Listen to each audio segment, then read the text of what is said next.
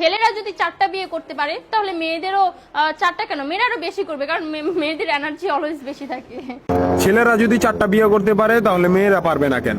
অবশ্যই পারবে, কারণ নারী পুরুষ সমান অধিকার। আর যদি একটা কথাই চিন্তা করি তাহলে মেয়েদের চেন কোনো কাজে লাগে না, চেন খুলে মুতার অধিকার তো তাদেরও আছে।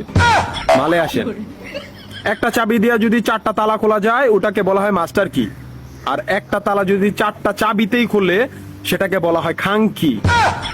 ধরেন আপনি 4টা ইঁদুর পালেন, আপনার কাছে গর্ত আছে একটা, বাহিরে অনেক বৃষ্টি, বুঝেনি তো ওয়েদার ডিমান্ড, এখন 4টা ইঁদুরের একসাথে গর্তে ঢুকতে হবে, তখন আপনি কি করবেন?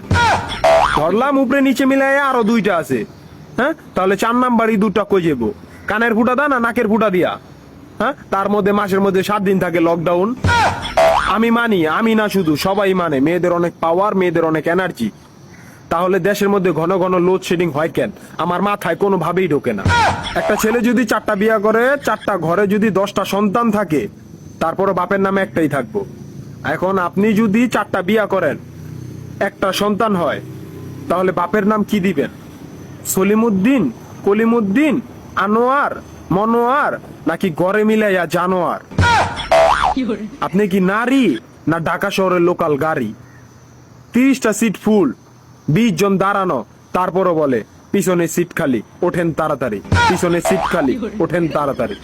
শুধু এই সমস্ত মেয়েদের কারণে পুরা নারী জাতির সম্মানহানি হয়। আমাদের উচিত সিটি কর্পোরেশনের কুত্তা মারার ইঞ্জেকশন দিয়া এদেরকে মেরে ফেলা, যাতে এদের জন্য অন্য কোনো মেয়েদের কেউ খারাপ নজরে না দেখে। মা রানী কোনানকার।